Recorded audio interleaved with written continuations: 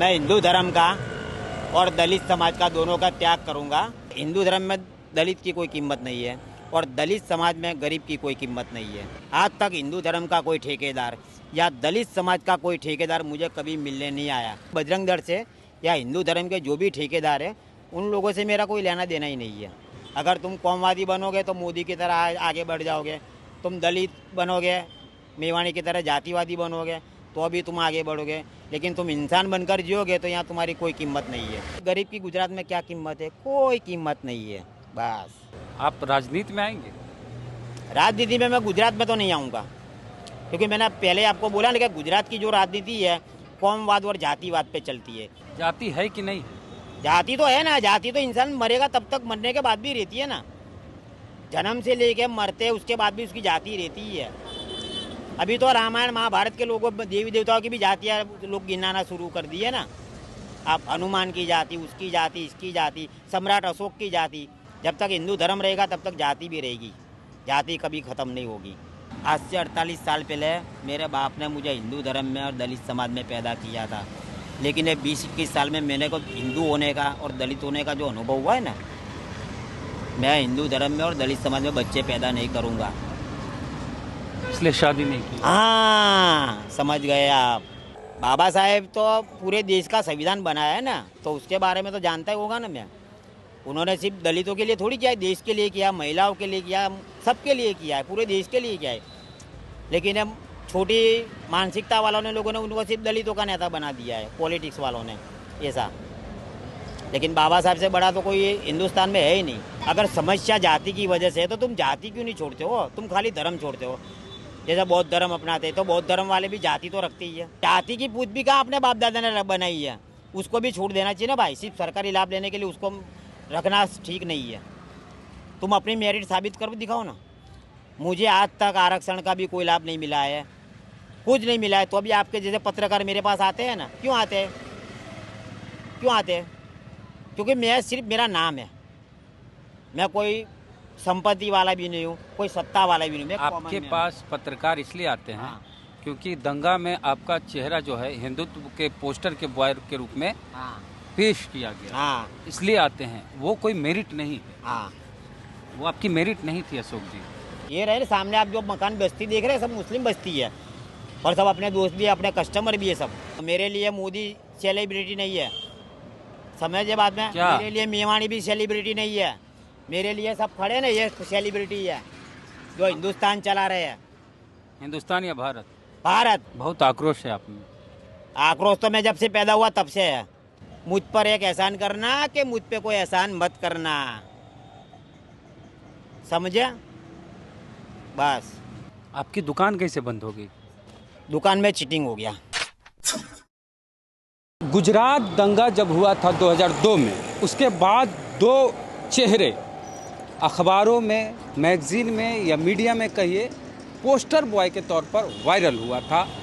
दो poster boy थे, एक थे कुतुबुद्दीन अंसारी और दूसरे थे अशोक परमार उर्फ अशोक मोची। अभी हम गुजरात में हैं, दिल्ली दरवाज़ा का इलाका है, अहमदाबाद का, और यहीं पे वो पोस्टर बॉय, हिंदुत्व का चेहरा अशोक परमार उर्फ अशोक मोची, यहीं पे जूता चप्पल बनाते हैं। ये देखिए अशोक मोची हैं जो जूता चप्पल बना रहे हैं, जूते को पॉलिश कर रहे हैं। इनसे बात करेंगे अशोक मोची जी से। कैसे हैं अशोक जी? बस सब ठीक है। ठीक है। हाँ,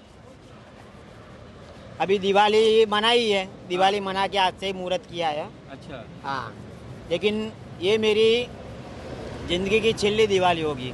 छिल्ली दिवाली मतलब खुद इलेक्शन के बाद मैं हिंदू धर्म का और दलित समाज का दोनों का त्याग करूंगा और संपूर्ण ओनली कॉमरेड बन जाऊंगा। कॉमरेड बन जाएंगे? हाँ, पूरा कॉमरेड बन जाऊंगा। नास्तिक हो जाएंगे? हाँ, नास्तिक हो जाऊंगा। और उसकी बहुत वजह है। क्या वजह है? जिस तरह हिंदू धर्म में दलितों को हिंदू नहीं माना जाता, उस तरह आज के गुजरात में एक गरीब इंसान की कोई कीमत नहीं है। चाहे वो गरीब कितना भी धर्म के लिए कुछ करे, समाज के लिए कुछ करे या गुजरात के लिए कुछ करे, लेकिन उसकी कोई कीमत नहीं है। यहाँ कौमवाद और जातिवादी चल रहा है। अगर तुम कौमवादी बनोगे तो मोदी की तरह आगे बढ़ जाओगे, तुम दलित बनोगे, मेवाड़ी की तरह जातिवादी बनोगे तो अभी तुम आगे बढ़ोगे, लेकिन तुम इंसान बनकर जियोगे तो यहाँ तुम्हारी कोई कीमत नहीं है। ऐसा आपका चेहरा तो हिंदुत्व के तौर पर पोस्टर बॉय बनाया गया गुजरात दंगा में, जब 2002 में जब हुआ था। हाँ, देखिए उस टाइम का जो हालात थे उसकी वजह से मुझे उस टाइम पे जो पीड़ित हुए थे गोधरा में राम भक्त, तो मैं मानवीय अभिगम से उनके साथ खड़ा रहा था और उनके लिए मैंने सिर्फ एक इंसान होने के नाते सिर्फ गुस्सा और आक्रोश ही दिखाया था।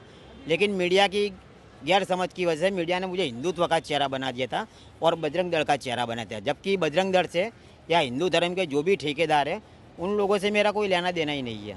मैं वर्तमान जो हमारे देश की सिस्टम है, तो हमारा जो समावेश होता है दलित समाज का कि हम हिंदू गिनाए जाते हैं, बराबर है। लेकिन 2002 के दंगों में मैंने हिंदू धर्म के ठेकेदारों को और दलित समाज के 2 ठेकेदारों को जो देखा मैंने कि हिंदू धर्म में दलित की कोई कीमत नहीं है और दलित समाज में गरीब की कोई कीमत नहीं है, वो मैंने देख लिया।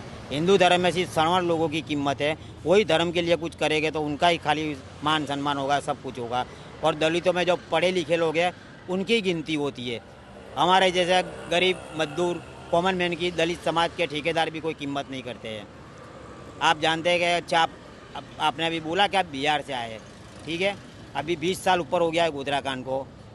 कई मेरे गुजरात बाहर के कई लोग मेरे इंटरव्यू ले गए, केरला, पंजाब, बाहर के कई लोग आ गए, लेकिन आज तक मैं अहमदाबाद, गुजरात के सबसे बड़े सिटी अहमदाबाद के रोड पे बैठा हूँ, आज तक हिंदू धर्म का कोई ठेकेदार या दलित समाज का कोई ठेकेदार मुझे कभी मिलने नहीं आया, चाहे वो कांग्रेस का हो या भाजपा का हो। ऐसा मतलब हिंदू धर्म में दलित की कीमत नहीं है, इसी तरह दलित समाज में मेरे जैसे गरीब की कोई कीमत नहीं है। और इसीलिए मैं आज आपके सामने फर्स्ट टाइम बोल रहा हूँ कि 1-2 महीने के अंदर में इलेक्शन के बाद, पहले या बाद में, हिंदू धर्म और दलित समाज दोनों का त्याग करके संपूर्ण कॉमरेड बन जाऊँगा। और उसकी वजह यह है कि मुझे एक इंसान होते ना के जो चाहिए वो सब मुझे केरला के कॉमरेडों की ओर से मिला है। समानता, मानवता और बुरे वक्त में मदद, सब मुझे केरला के कॉमरेडों ने दिया है। ऐसा लॉकडाउन में भी मुझे केरला वालों ने मदद करी, और जब मेरे बारे में कोई जानता नहीं था तब केरला वालों ने 2014 में मुझे कॉमरेडों ने मुझे बुलाया और वहाँ स्टेज प्रोग्राम हुआ और तब मेरी तस्वीर के बारे में, मेरे बारे में सब जानना शुरू हुआ। ऐसा इसलिए मैं सिर्फ कॉमरेड हूँ, ओनली कॉमरेड। इसके बाद मैं अब कुछ नहीं रहूँगा, मैं किसी धर्म का भी नहीं होऊंगा, किसी समाज का भी नहीं होऊंगा। ऐसा आपका तो, आपकी दुकान खुली थी बड़ी सी, एकता चप्पल की दुकान, और उसका उद्घाटन वही किए थे जो दूसरा चेहरा थे गुजरात दंगा में, जो डरा हुआ एक समा हुआ चेहरा, कुतुबुद्दीन पीड़ित का चेहरा था वो। हाँ, कुतुबुद्दीन अंसारी। हाँ, वो उनसे उद्घाटन। अभी मेरे बहुत करीबी दोस्त हैं, हमारा भाई जैसा रिलेशन है, हम मिलते जुलते भी रहते हैं। अब इसमें क्या हुआ कि 2002 में जिस तरह मेरी तस्वीर हिंदू समाज के पोस्टर बॉय रूप में जानी जाती थी, उसी तरह कुतुबुद्दीन अंसारी की जो तस्वीर थी वो मुस्लिम पीड़ित का चेहरा बना था। ऐसा बराबर है। फिर हमारे यहाँ के जो सामाजिक कार्यक्रम मुस्लिम थे वो मुझे बचपन से जानते थे, और ये मेरे सामने आप जो बस्ती देख रहे हैं वो भी सब मुस्लिम बस्ती है, कि मीडिया ने जिस तरह का दिखाया था ऐसा मैं था नहीं, बराबर है। और 2000 मेरी अरेस्ट भी हुआ, मैं कोर्ट में केस भी चला, लेकिन यहाँ के किसी मुसलमान ने मेरे खिलाफ कोर्ट में गवाही नहीं दी, कोर्ट ने हमें छोड़ दिया। फिर 2012 में एक मुस्लिम सामाजिक कार्यकर्ता ने मेरी मुलाकात कुतुबुद्दीन अंसारी से कराई थी, और कुतुबुद्दीन अंसारी के जरिए मेरी मुलाकात केरला के कॉमरेडों से हुई। ऐसा लेकिन यहाँ गुजरात में और अहमदाबाद में आज तक मुझे कोई मिलने नहीं आया, ना हिंदू धर्म का ठेकेदार, ना दलित समाज का ठेकेदार, ना गुजरात सरकार की ओर से कोई आया है। मतलब समझ सकते हो आप कि एक गरीब की गुजरात में क्या कीमत है, कोई कीमत नहीं है। बस आपकी दुकान कैसे बंद हो गई? दुकान में चीटिंग हो गया। अब चीटिंग इसमें ऐसा है कि केरला के लोगों ने तो अपने जो वादा किया था वो पूरा किया, लेकिन यहाँ का जो मेरा दोस्त एक था, जो मेरे मोहम्मद कलीम सिद्दीकी उसका नाम है, उसने 2.5 लाख का चीटिंग किया। कि जब केरला, मेरे पर्सनल कोई बैंक अकाउंट नहीं था, तो जब केरला वालों ने मुझे 5 लाख देने का धंधे के लिए बोला, दूसरा धंधा करने के लिए, क्योंकि इसमें मेरी इनकम बहुत कम थी, बराबर है, तो मैं वो मोहम्मद कलीम सिद्दीकी का मैंने नाम दे दिया, कि भाई तुम उसके बैंक अकाउंट में डालो, वो पढ़ा लिखा था, इंग्लिश में बात कर सकता है। अब आप तो पढ़े लिखे, तो आपको मालूम होगा कि केरला में हिंदी नहीं चलती है और गुजराती भी नहीं चलती है। वहाँ के लोगों के लिए बात करने के लिए, ट्रांसलेट के लिए पढ़ा लिखा इंसान चाहिए जो इंग्लिश में बात कर सके। वो पढ़ा लिखा था, तो उसको मैंने अपना एजेंट बनाया था कि ताकि मेरे और केरला के बीच में हमारी वो कुछ प्रोग्राम हो, कुछ बातचीत हो, केरला जाना हो तो रिजर्वेशन तो मेरा सब काम करता था। तो मैंने उसके पे भरोसा करके केरला वाले को उसके बैंक अकाउंट में 5 लाख रुपया भेजने को बोला था, और उन्होंने केरला वाले ने पैसा भेज भी दिया 5 लाख। लेकिन यहाँ का जो मोहम्मद कलीम सिद्दीकी के नाम का जो आदमी है, उसने मुझे सिर्फ 2 लाख दिया और बाकी का पैसा चीटिंग कर गया। इसके लिए मैंने 4 महीना शॉप चला के उसके बाद में बंद कर दी। ऐसा क्या कमा लेते हैं अभी रोज? बस अभी तो महंगाई बहुत है यार, अपना खुद का खर्चा निकलता है। ऐसा पैसा केरला वाले पार्टी दी थी ना, सीपीएम। हाँ, सीपीएम, और सीपीएम पार्टी की ओर से ओनली जयराजन, और कोई नहीं। ऐसा जयराज, मैं सीपीएम की पार्टी में और केरला में सिर्फ जयराजन को जानता हूँ। उनसे हमारा बहुत करीबी रिश्ता हो गया है, रिलेशन हो गया है, क्योंकि मैं काफ़ी 4-5 बार केरला गया हूँ, तो उनके पास ही जाता, वही मुझे बुलाते थे। और 2019 में जब वो पार्लियामेंट इलेक्शन था और कैंडिडेट का उनको कैंडिडेट बने थे ना, तब हम उनके प्रचार करने भी गए। हाँ, आप चुनाव प्रचार। हाँ, चुनाव प्रचार भी किया था जयराजन का। ऐसा आप राजनीति में आएंगे? राजनीति में मैं गुजरात में तो नहीं आऊँगा, क्योंकि मैंने पहले आपको बोला ना कि गुजरात की जो राजनीति है कौमवाद और जातिवाद पे चलती है। यहाँ तुम किसी धर्म के बनोगे तो ही तुम विकास करोगे, किसी जाति के बनोगे तो ही तुम विकास करोगे, लेकिन इसके सिवा तुम अगर इंसान बनकर या गुजराती बनकर कुछ करने जाओगे तो तुम्हारा कोई साथ नहीं देगा। जितना आज तक मेरे को कोई ने साथ नहीं दिया है, बराबर है ना गुजरात के कौमवादियों ने, ना गुजरात के जातिवादियों, ना गुजरात के गांधीवादियों ने, ना गुजरात के कोई सामाजिक कार्यकर्ता, आज तक मुझे कोई मिलने नहीं आया है। ऐसा है, जिस तरह के हार्दिक पटेल पटेलों का पाटीदार का नेता बना तो उसका समाज ने साथ दिया, फिर अर्पेल ठाकुर ओबीसी का नेता बना तो उसका समाज उसके साथ में खड़ा हो गया, फिर दलित नेता जिग्नेश मेवाड़ी उना कांड के बाद वो आ गया है तो दलितों ने उसका साथ दिया। मतलब यहाँ गुजरात में सिर्फ कौमवाद और जातिवाद चलता है और कुछ नहीं। जाति है कि नहीं? जाति तो है ना, जाति तो इंसान मरेगा तब तक, मरने के बाद भी रहती है ना, जन्म से लेके मरते उसके बाद भी उसकी जाति रहती ही है। अभी तो रामायण महाभारत के लोगों, देवी देवताओं की भी जातियाँ लोग गिनाना शुरू कर दी है ना। आप हनुमान की जाति, उसकी जाति, इसकी जाति, सम्राट अशोक की जाति, आप वीडियो में देखते होगे ना, सोशल मीडिया में चलता ही है ना कि सम्राट अशोक किस जाति का था, हनुमान किस जाति के थे। मतलब जाति तो रहेगी, जब तक हिंदू धर्म रहेगा तब तक जाति भी रहेगी, जाति कभी ख़त्म नहीं होगी। और जाति ख़त्म करने का एक ही रास्ता है, कौन सा? कि जब ये बच्चा अस्पताल में पैदा हो ना, उसी टाइम पे सिर्फ उसका और उसके बाप का नाम ही लिखना है, उसकी जाति नहीं लिखाने की, तो ही जाति सिस्टम ख़त्म होगी। और लेकिन इसमें क्या, ऐसा कभी होगा नहीं। क्यों जानते हो? क्योंकि जो उच्च जाति के लोग हैं ना, वो कभी अपना अभिमान नहीं छोड़ेंगे, और दलित समाज जो ओबीसी समाज जो आरक्षित है वो कभी आरक्षण नहीं छोड़ेगा। मतलब ये कभी होगा नहीं, ये इसी तरह जलता रहेगा हजारों साल तक। आरक्षण तो अगड़ी जात को भी मिलने लगा है। वो तो अभी ये सब पॉलिटिक्स है ना, बाकी संविधान से जो मिला है वही सच है, उसके बाद में जो दिया है लोगों ने वो सब गलत है। संविधान में ही बदलाव करके दिया गया है। हाँ, तो फिर आवाज़ उठाओ पढ़े लिखे लोग, जिन्होंने हिंदुस्तान का ठेका लिया है, जिन्होंने गुजरात का ठेका लिया है, वो आवाज़ उठावे ना। अपने तो खाली इंसान बनकर जीते हैं और इंसान के लिए काम करते हैं, और किसी पार्टी के लिए, किसी धर्म या किसी नेता के लिए मैं काम नहीं करता हूँ। बाबा साहब के बारे में क्या जानते हैं, सोचते हैं? बाबा साहेब तो पूरे देश का संविधान बनाया है ना, तो उसके बारे में तो जानता ही होगा ना मैं। उन्होंने सिर्फ दलितों के लिए थोड़ी किया है, देश के लिए किया, महिलाओं के लिए किया, सबके लिए किया है, पूरे देश के लिए किया है।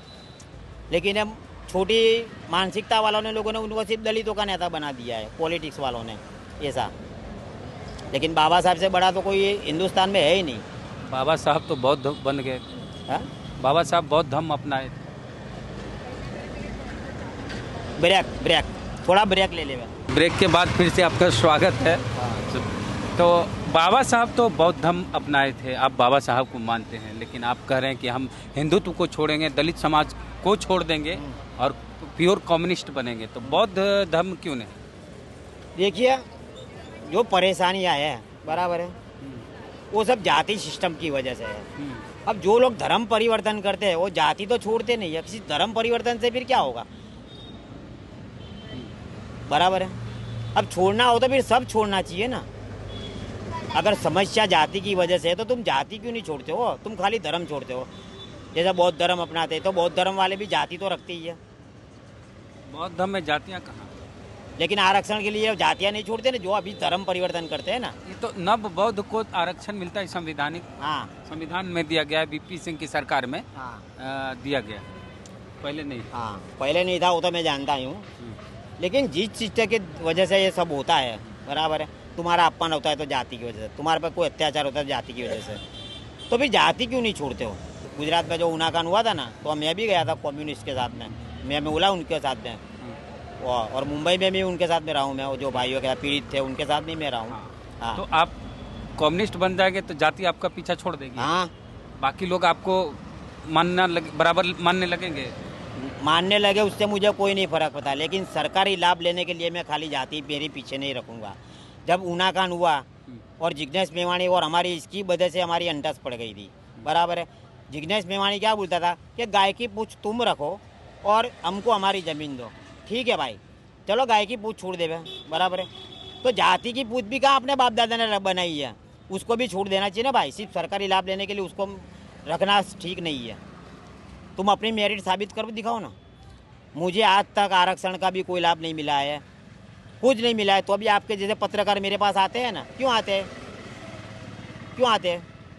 क्योंकि मैं सिर्फ मेरा नाम है, मैं कोई संपत्ति वाला भी नहीं हूँ, कोई सत्ता वाला भी नहीं, मैं आपके पास पत्रकार इसलिए आते हैं हाँ। क्योंकि दंगा में आपका चेहरा जो है हिंदुत्व के पोस्टर के बॉय के रूप में हाँ पेश किया गया, हाँ इसलिए आते हैं। वो कोई मेरिट नहीं, हाँ, वो आपकी मेरिट नहीं थी अशोक जी। वो मेरिट मैंने कहाँ बनाई थी, मारे भाई मीडिया वाला ने बनाई थी ना। जब मैंने तस्वीर दी तब मुझे तो मालूम नहीं था ना कि मेरे को पोस्टर बॉय बना देगा। हाँ। मैं तो एक इंसान बन के खाली गुस्सा और आक्रोश दिखा था, आप चूंकि- लेकिन मीडिया वालों ने बनाया नहीं, वो तो उनकी गलती है ना, और मैंने वो खारिज भी कर दिया है ना। क्योंकि आप लेफ्ट, जब मुझे मौका मिला हाँ। तो मैंने वो खारिज भी कर दिया ना कि भाई मेरे से कोई लेना देना नहीं है, दंगों से भी लेना देना नहीं है, और जो हत्याकांड हुए वो उससे भी मेरा तो कोई लेना देना ही नहीं था जो ना। वामपंथी पार्टियां हैं अशोक हाँ, जी, हाँ, उसका शीर्ष नेतृत्व ज़्यादातर जो होता है हाँ, वो सवर्ण होते हैं हाँ, और दलित पिछड़े झंडा ढोने के लिए होते हैं। हाँ। और वही लोग कहते हैं जाति नहीं मानो, जबकि जाति के नाम पे वही लोग शीर्ष नेतृत्व पे रहते हैं, पुलिस ब्यूरो में वही लोग रहते हैं। जब तक मुझे केरला के कॉमरेडों का अनुभव है ना, तो मुझे ऐसा नहीं दिखाई। जो चीज़ मुझे गुजरात में नहीं मिली वो चीज़ मुझे केरला में मिली है। समानता मिली, मानवता मिली, आर्थिक मदद भी मिली। जो आशा मैंने गुजरात के लोगों के पास रखी थी वो मुझे यहाँ नहीं मिला ऐसा। तो हाँ। अगर दलित समाज के लोग, दलित या पिछड़े समाज के लोग सरकारी लाभ लेते हैं, हाँ, चूँकि उनको जाति के नाम पे उत्पीड़न किया जाता है, जाति और जाति के नाम पे उनका प्रतिनिधित्व नहीं है, हाँ। भागीदारी नहीं है, हाँ। इसके लिए सरकारी लाभ लेते हैं, तो इसमें गलत क्या है? देखिए सरकारी लाभ लेना अलग बात है, सरकारी- वो आरक्षण संविधान में बनाया है तो उसके मैं खिलाफ नहीं हूँ। लेकिन जो लोग धर्म छोड़कर जाति के लाभ लेते मैं उसके खिलाफ हूँ। जब तक तुम हिंदू धर्म में और तो आ रहे हो ठीक है, पर कोई ऐसा हादसा होता है और उसके बाद में वो लोग धर्म परिवर्तन क्या करते हो? खाली सिर्फ देवी देवता की पूजा करना छोड़ते हैं ना, बाकी तो सब वही का वही की रहता है ना। क्या होता है? मैंने कई वीडियो देखे हैं ना, मैं वामन मेश्राम के कई वीडियो देखे हैं, राज रत्न अम्बेडकर भी कई वीडियो देखे हैं, बराबर है। गुजरात में जब तक देखो, मेरा एक वीडियो किसी ने है ना मुझे अब सम्राट अशोक के साथ में मेरी तुलना की है, बराबर है। सम्राट अशोक के साथ में मेरा मोबाइल में वीडियो भी है, लेकिन आज तक गुजरात का कोई बुद्धिस्ट मेरे पास नहीं आया। आपको इस बात का दुख है कि दलित समाज के लोग आपके पास नहीं आए? हाँ। चाहे दिल्ली के हों, गुजरात के हों, बिहार के हों, उत्तर प्रदेश के हों, हाँ। देश का कोई भी दलित नेता आपसे मिलने नहीं आया। चाहे बहन जी हो, चिराग पासवान हो, रामविलास पासवान हो, चंद्रशेखर आजाद हो, रावण कोई हो, भी नहीं। गुजरात का भी कोई नहीं ना, जिग्नेश मेवानी भी नहीं आए। कोई नहीं। समझ गए ना आप? इस बात का दुख है। हाँ देखिए, समाज आपके साथ खड़ा नहीं हुआ। समाज मेरे साथ खड़ा रही हो ना, उसको मुझे कोई दम नहीं है, लेकिन ये लोग मुझे दलित गिनते ही नहीं है ना, वो दब से। क्योंकि आरक्षण की वजह से दलित समाज में भी दो भाग पड़ गया है, बंटवारा हो चुका है। एक पढ़ा लिखा दलित और एक जो पहले की तरह जीता है वो दलित, जो मजदूरी करता है, गरीबी में जी रहा है, वो दलित। ये सही है। हाँ, ये सही नहीं है, मैंने नज़र से देखा है भाई। जब ऊना कांड हुआ ना तो मैं गया था, मैं भी समाज के साथ खड़ा रहा था, लेकिन वहाँ मैंने क्या देखा कि गुजरात के जो पढ़े लिखे लोग थे ना, उन्होंने मुझे यात्रा से, अस्मिता यात्रा से बाहर निकाल दिया। क्यों? क्योंकि मैं उनके जितना पढ़ा लिखा नहीं हूँ ना। आप कितने पढ़े लिखे हैं? मैं सिर्फ 10 तक पढ़ा लिखा हूँ और मैं मोची काम करता हूँ, रोज कमा कर रोज खाता हूँ। मैं बहुत बाप कमाई वाला भी नहीं हूँ, मैं बीवी कमाई वाला भी नहीं हूँ। मैं खुद कमाता हूँ ना, खुद खाता हूँ। समझ गए बात में? बच्चे आपके देखिए, मैं एक इंसान बनकर पैदा हुआ हूँ। एक इंसान होते का मेरी पूरी एक सोच है, मेरा खुद की सोच है और मेरा खुद का एक स्वभाव है जो ना दलितों से मिलता है ना सवर्णों से मिलता है। समझ गए आप? कम्युनिस्टों से मिलता है। कम्युनिस्ट से मिलता है, क्योंकि मैंने जिसकी उम्मीद रखी थी वो मुझे कम्युनिस्टों से मिला है। जहाँ से मदद मिली उस विचारधारा में हाँ, ढल गए। लॉकडाउन में भी मुझे कम्युनिस्ट ने मदद की और धंधा करने के लिए भी कम्युनिस्ट ने मदद। भले यहाँ का इंसान दगाबाज निकला, उसने चीटिंग करा, उसकी वजह से वो सक्सेस नहीं हुआ, लेकिन फिर भी उन्होंने तो मदद की ना अपनी तरफ से। लेकिन गुजरात की ओर से मेरे को अभी कोई 1 रुपया देने नहीं आया मदद करने। आप यहाँ पे रहते हैं, यहाँ पे मुस्लिम भी बड़ी संख्या में रहते हैं जहाँ पे है ना, ये रहे सामने आप जो मकान बस्ती देख रहे हैं, सब मुस्लिम बस्ती है और सब अपने दोस्त भी है, अपने कस्टमर भी है सब। ऐसा मतलब यहाँ लोकल बस्ती में हमारा खुद नहीं था, लेकिन मीडिया की वजह से बाहर के लोगों में बहुत वो गलत चला था वो टाइम पे।